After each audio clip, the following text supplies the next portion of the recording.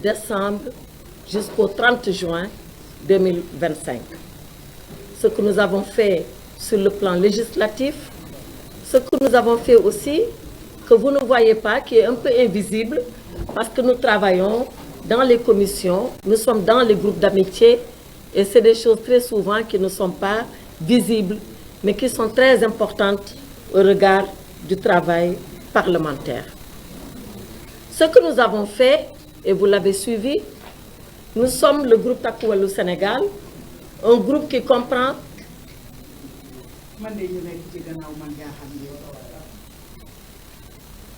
Merci Raki. Un groupe qui comprend 17 députés. 17 députés sur les 160 que nous sommes.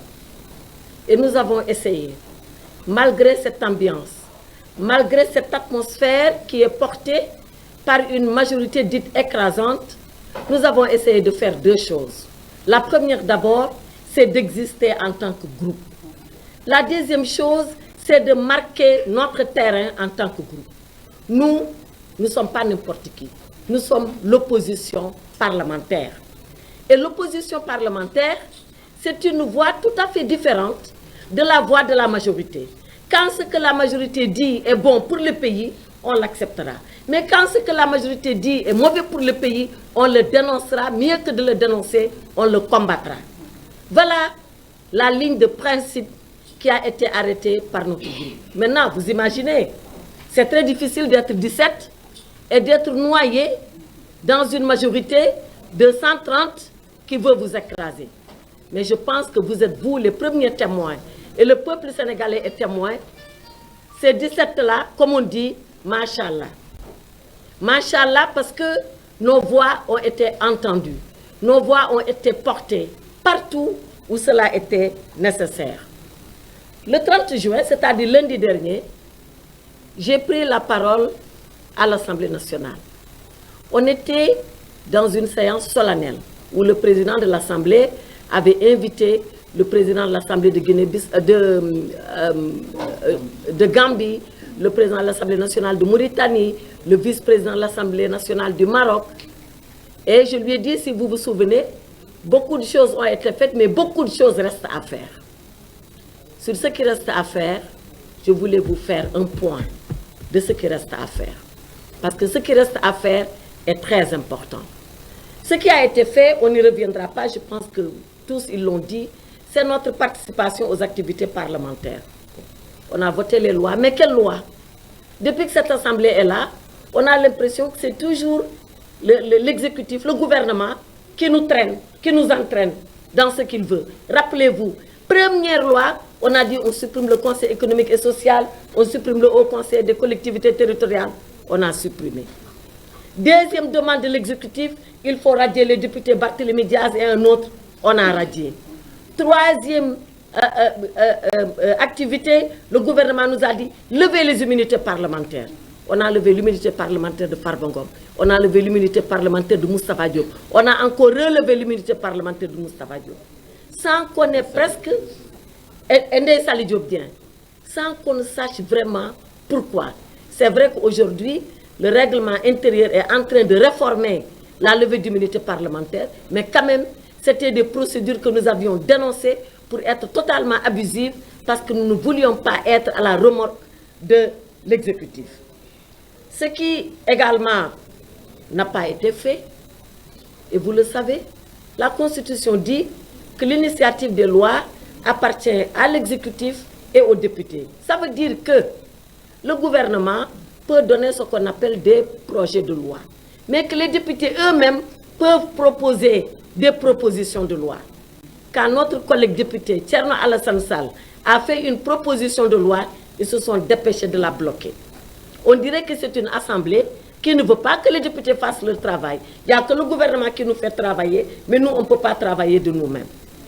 Je pense que ces pratiques-là, nous devons les dénoncer.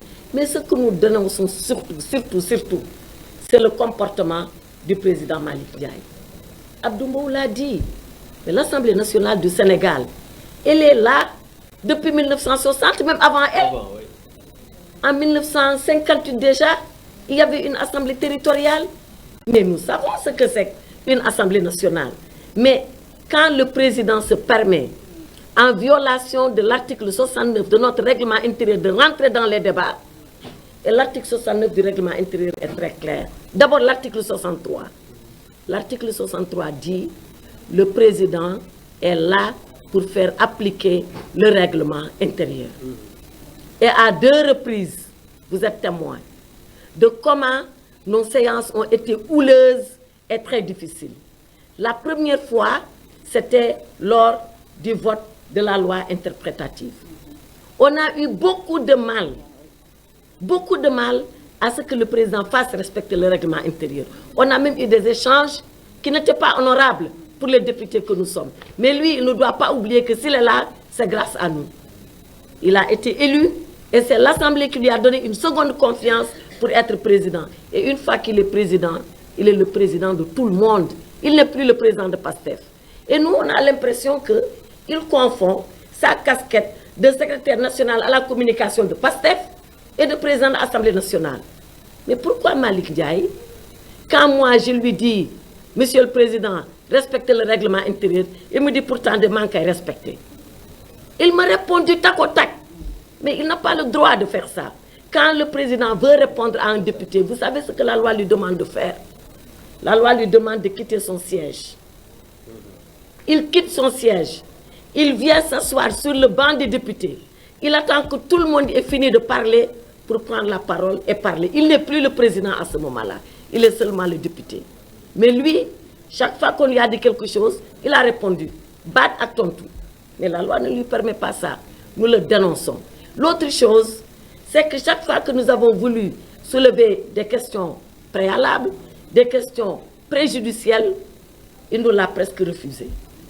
À quelques rares exceptions, il a accepté, et quand il a accepté, c'était à moitié. Il donne aux députés le choix de parler, mais chaque fois en l'interrompant, venez-en au fait, vous voulez dire quoi, vous voulez faire quoi, c'est trop long, voilà ce qu'il fait. Nous estimons que ce n'est pas une façon de faire. Alors, nous sommes à un tournant. On a participé à une première session. Une autre session va s'ouvrir. Nous souhaitons que la prochaine session qui s'ouvre, qu'elle soit une session où chacun observe son rôle, son rang et sa qualité. Que lui, s'il est le président, qu'il reste président et pas autre chose. Nous, Takku Wallu Sénégal, on a fait tous les efforts du monde. Parce que quand vous êtes 2 et que vous pensez, excusez-moi du terme, mais c'est ça, vous pensez que l'autre peut-être ne maîtrise pas trop les textes. Vous qui maîtrisez les textes, vous patientez. Vous faites preuve de responsabilité pour ne pas brûler la maison. Parce que ce n'était pas bon, ça ne peut pas être bon qu'on se donne un spectacle. Notre assemblée est regardée à travers le monde entier. Donc, la plupart du temps, c'est moi en tant que présidente qui ai dit aux députés, laissez tomber pour ne pas qu'on se mette à nous tirailler aux yeux du monde. Mais à la prochaine session, il faut qu'ils se le tiennent pour dire on va exiger le respect scrupuleux du règlement intérieur. On n'acceptera plus cela parce qu'on considère qu'il y va de notre dignité, de notre respectabilité, mais également de la dignité de l'Assemblée nationale que nous tous représentons. On a entendu aussi le président dire des choses sur l'ancienne législature. Moi, de ma vie de député, je n'ai jamais entendu un président de l'Assemblée nationale dire du mal de son prédécesseur. On a dit oui. Moi-même, je l'ai écouté. On sortait des sacs d'argent à l'Assemblée. Qui a sorti des sacs d'argent à l'Assemblée? Personne. C'est vrai. Comme Abdou l'a dit, moi-même je l'ai dit, il essaie de travailler sur certaines choses. On a salué. Chaque fois que c'était possible de saluer, on a salué. Mais ce n'est pas une raison pour faire croire que c'est lui qui est en train de tout faire, que c'est lui qui est en train de tout chambouler, que c'est lui qui est en train de donner de l'innovation à tous et partout. Abdou a dit ce qui était déjà en train de se faire depuis l'autre législature. Qu'il parte de là, qu'il améliore, qu'il fasse des avancées, on est d'accord. Mais qu'il veuille jeter le bébé avec l'eau du bain, on n'acceptera pas ça. Et le président Amadou Mame Diop, qui a été son prédécesseur, qu'est-ce qu'il n'a pas entendu lors de la 14e législature. Qu'est-ce qu'il n'a pas entendu? Mais grâce à son tempérament, à son calme, à son sens de responsabilité, jamais, jamais, jamais, il ne s'est départi de son calme et n'a fait appliquer que le règlement intérieur. Mais est-ce que le président Malick Ndiaye, il pense que son bilan va réussir parce qu'il aura noirci le bilan de la 14e législature? Il se trompe. Il peut tout à fait réussir son bilan en partant du bilan de la 14e. Et la 14e a fait beaucoup d'efforts. Et la 14e était dans des conditions. Je crois que si lui-même était dans ces mêmes conditions-là, il n'aurait pas fait le tiers de ce que le président Amadou Mame Diop a fait. Parce que lui, il est comme dans un fleuve tranquille, avec une majorité de 130 députés. La 14e, c'était beaucoup plus étriqué, beaucoup plus compliqué que ça. Et le président Mame Diop a réussi à tirer son épingle du jeu. Bref, pour finir, on leur demande de se calmer. L'Assemblée nationale, on le dit tout le temps, c'est le lieu des jupes et de l'adversité politique par excellence. Mais c'est également le lieu de l'élégance républicaine, le lieu du respect républicain, le lieu de la contradiction où chacun écoute l'autre, où chacun s'enrichit avec la contradiction de l'autre. Moi, voilà ce que je voulais dire pour ce qui concerne l'Assemblée. Maintenant, pour ce qui concerne l'actualité, je pense qu'Abdou l'a dit. Aujourd'hui, il y a un malaise général qui gagne le pays. Ce malaise général, il nous a gagné avec les déclarations du Premier ministre Ousmane Sonko. Surtout celles qui ont été portées sur la justice.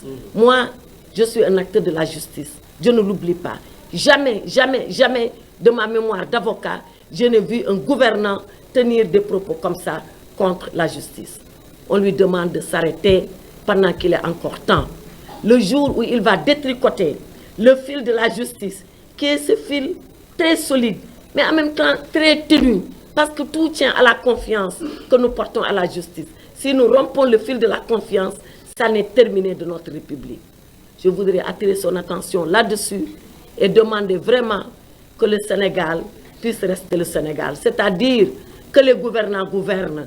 C'est-à-dire que l'Assemblée nationale fasse son travail de façon libre, de façon autonome, de façon souveraine. C'est-à-dire qu'on laisse la justice de façon indépendante, elle aussi jouer sa partition, faire son travail. C'est ça, la République du Sénégal. Elle a toujours marché comme ça. Il n'y a pas de raison qu'elle ne continue pas de marcher comme cela. Je vous remercie. Nous restons à votre disposition s'il y a des questions. Ok. S'il y a des questions, sinon... C'est bon, hein? Il n'y a pas de questions. Il n'y a pas de questions. Voilà, donc, hein? Oui. Ok, donc on écoute, Oui. peut-être il y a une question. Oui. Allez-y, allez-y.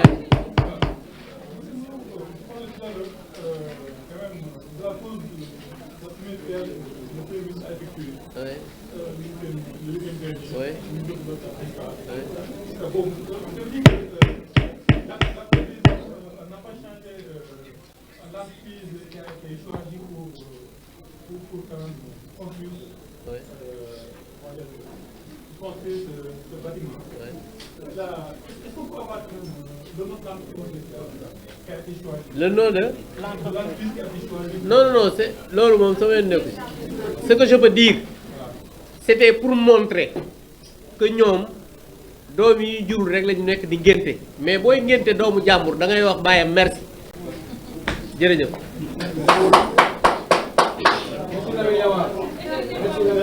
Hein?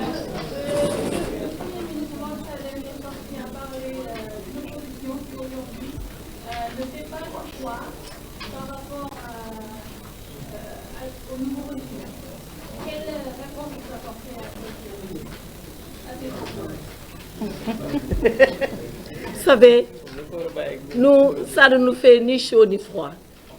Vous savez pourquoi? C'est parce que nous, comme je l'ai dit, nous sommes l'opposition. Et nous savons nous opposer. Ce n'est pas la première fois qu'on s'oppose. Si pour lui, l'opposition, c'est de faire comme Pastef il faisait, c'est-à-dire de brûler le pays, de le détruire, de faire du garça-garça verbal, de s'adresser aux gens en les insultant, en les injuriant, Bien sûr que si c'est comme cela, nous ne sommes pas l'opposition. Parce que cette opposition-là, pour nous, ce n'est pas une opposition responsable. Nous sommes l'opposition que nous voulons incarner à l'image de notre leader, le président Macky Sall. Une opposition d'abord qui se respecte. On ne se respecte pas en insultant les autres. On ne se respecte pas en parlant de choses qu'on ne maîtrise pas. On ne se respecte pas en pensant qu'on peut brûler le Sénégal. Tout ce qui a été fait ici, de 60 à maintenant, par le président Senghor, par le président Abdou Diouf, par le président Abdoulaye Wade, par le président Macky Sall, nous considérons que c'est notre héritage.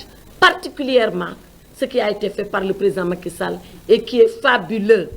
Et nous n'accepterons pas de brûler cela. Maintenant, on dit à cette majorité que notre opposition, elle continuera déterminée, ferme, et Inch'Allah, la majorité nous trouvera sur son chemin chaque fois que cela est nécessaire. Mais qu'ils ne nous demandent pas de faire comme eux ils faisaient, parce que pour nous, ce n'est pas la bonne école de la politique. La bonne école de la politique, c'est d'être respectueux des Sénégalais et de soi-même. La bonne école de la politique, c'est de parler sans insulter, sans injurier. Quand je vois comment certains d'entre eux se sont mis ce matin à répondre à Badara Gadiaga, parce que tout simplement, il a mis en mal un collègue député, eh bien j'ai pitié d'eux. J'ai pitié, moi, de ces gens-là. Donc, nous sommes l'opposition. Nous sommes une opposition ferme. Nous sommes une opposition déterminée. Nous sommes une opposition et nous le serons sans concession. Et chaque fois qu'il sera question de dénoncer, nous dénoncerons. Quand il sera question de construire, nous construirons. Jusqu'au jour où, Inch'Allah, on les mettra dehors et on reprendra le pouvoir. Je vous remercie. waaw et may leen Fabinta mu def leen ko ci olof. waaw dama ci amoon lu ma ci bëgg a dolli rek en wolof.